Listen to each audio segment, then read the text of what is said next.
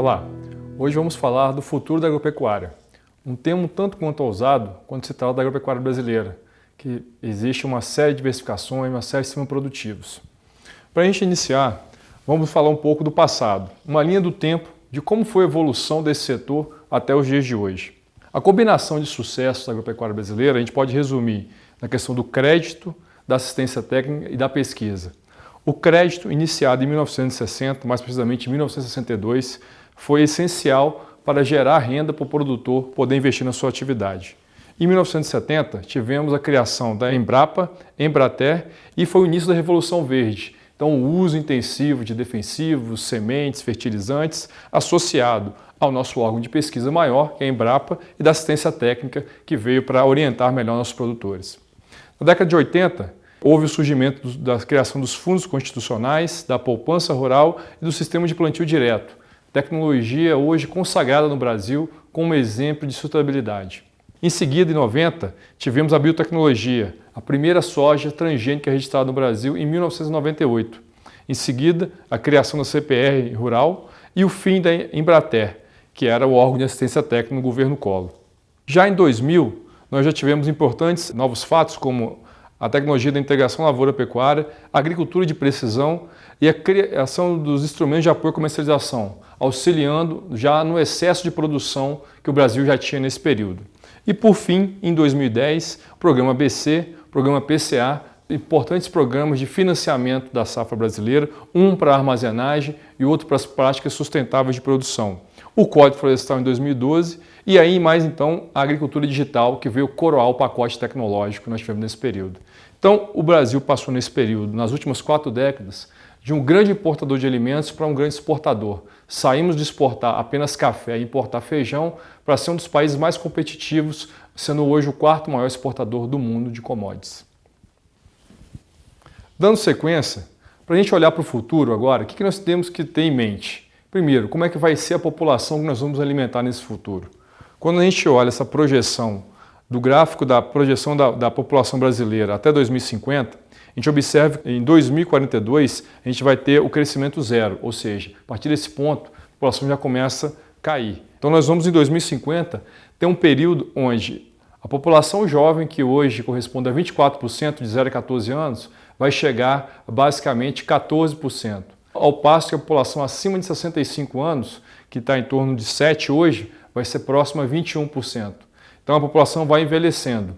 E pesquisas recentes têm mostrado que, tirando a parcela mais nova da população, grande parte deles está preocupada principalmente com as suas questões saudáveis. Então, alimentos funcionais, alimentos cada vez mais saudáveis vão ser o foco dessa população nesse período. Além desse boom de crescimento, não só no Brasil, mas como no mundo, vamos ser, em 2050, segundo a FAO, seremos mais de 9,5 bilhões de habitantes, nós temos também uma urbanização dessa população. Hoje, se nós pegarmos 54% da população do mundo é urbana, em 2050, segundo a FAO, 67% será urbana. No Brasil, em 1950, você tinha 36% da população era urbana, em 2013, 87% e em 2050, 94%. Isso mostra o quê? Que cada vez nós teremos menos pessoas no campo para produzir, menos mão de obra e muito mais pessoas para se alimentar em centros urbanos, mostrando que a renda, a receita também dessas pessoas vão estar aumentando, o que exige também um critério maior de escolha dos alimentos, um poder maior de decisão na compra de seus alimentos. A tecnologia ela vai continuar sendo a base do desenvolvimento agropecuário. E nós temos hoje uma vantagem muito grande.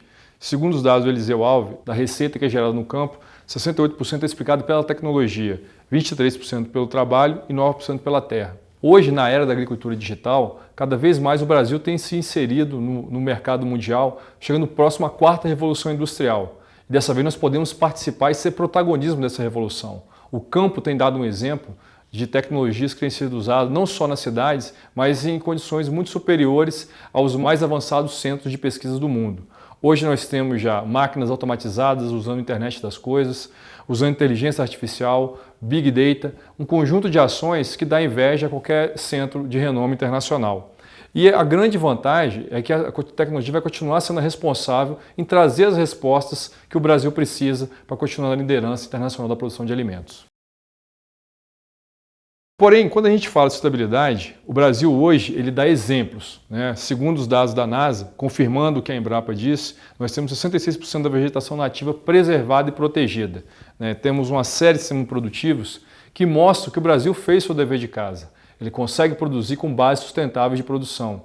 E ainda temos muito ainda a evoluir, e que pese que temos terras disponíveis, apenas recuperando passagens degradadas e melhorando os índices de produtividade, nós podemos ainda atingir parâmetros muito superiores ao que nós temos hoje. Por outro lado, há um forte desentendimento com a sociedade e muitas vezes com parceiros concorrentes de outros países que tentam prejudicar a imagem da nossa agropecuária brasileira. No próprio Brasil, nós temos uma campanha encabeçada pelo Ministério Público contra o uso de agrotóxico, contra a erradicação do uso de agrotóxicos, sendo que é um produto registrado por lei, né, que todos os países do mundo têm um registro para isso e não existe um país no mundo que se produza sem usar esse tipo de defensivos. A pecuária brasileira ela é dada como um grande vetor do desmatamento, né, o grande problema do aquecimento global, sendo que para isso já está mais que provado que as pastagens bem manejadas, o sistema de lavoura pecuária florestas, ele incorpora carbono do solo, né, ele gera um saldo positivo no balanço das emissões. E recentemente, e também não é de agora, mas a questão do bem-estar animal é outro ponto também que chama bastante atenção. Nós tivemos aí um navio, levaria 25 mil cabeças de gado para a Turquia, animais vivos. Houve uma decisão da justiça de impedir que esse navio saísse do país. Com isso, os animais ficaram uma série de dias parados, provocando muito mais estresse e aí sim um mal-estar animal. Então, apenas são exemplos de fatores que podem prejudicar a produção brasileira, a questão da imagem da produção brasileira. Outro ponto que não depende do setor produtivo, diretamente do produtor rural, é a questão da infraestrutura e logística.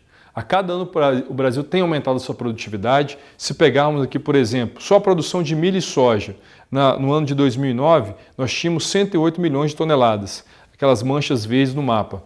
Acima do paralelo 16, que é aquela linha tracejada que corta ali Minas Gerais, Goiás e Mato Grosso, nós tínhamos uma produção de 56 milhões de toneladas, que representa 52%, né, do total produzido, e as exportações pelos portos do Arco Norte, os pontinhos azuis, em torno de 7 milhões de toneladas, que corresponde a 16%. Quando a gente chega nesses dados em 2015, a gente vê que a produção aumentou consideravelmente, 180 milhões de toneladas, sendo que 58% basicamente está acima do paralelo 16 e quase 20% das exportações saindo por esses portos.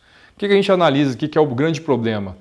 Nesses 6 anos, a produção cresceu 8 milhões de toneladas por ano, ao passo que as exportações pelos portos do Arco Norte cresceram apenas 2. Então a produção está crescendo numa progressão muito mais rápida do que as exportações, do que a melhoria da infraestrutura e logística desses portos. Então, se continuar nesse mesmo ritmo e não houver realmente investimentos maciços, alternâncias de modais, nós vamos ter um sério apagão logístico nos próximos anos. Então, para finalizar, o que a gente pode dizer? A tecnologia ela vai sempre ser o nosso carro-chefe. O Brasil ele é uma potência hoje na agropecuária em função das pesquisas que foram desenvolvidas aqui, dos produtores que foram empreendedores em aplicar isso, às vezes muito menos os resultados serem validados. O foco no cliente ele vai ser essencial, tanto no mercado doméstico como internacional. No mercado doméstico, nós temos uma população que está envelhecendo. No mercado internacional, a população cada vez mais urbana, mais exigente e com conceitos distorcidos. O governo vai ter um grande papel em garantir a infraestrutura necessária, não só para o escoamento da safra, mas para o uso da internet, por exemplo, no campo, para que os produtores possam fazer uso das tecnologias que estão sendo desenvolvidas. E, por fim, um dos principais pontos que a gente vê com bastante preocupação é a comunicação com o meio urbano. Essa, sem sombra de dúvidas, vão ter que aprimorar a cada ano, mostrando o que a agropecuária brasileira tem de bom, tanto na parte econômica, social como ambiental. Agradeço pela atenção de todos. Falamos um pouco sobre o futuro da agropecuária brasileira e espero que todos estejam atentos, né, a esses pontos que nós colocamos. Mais uma vez, obrigado.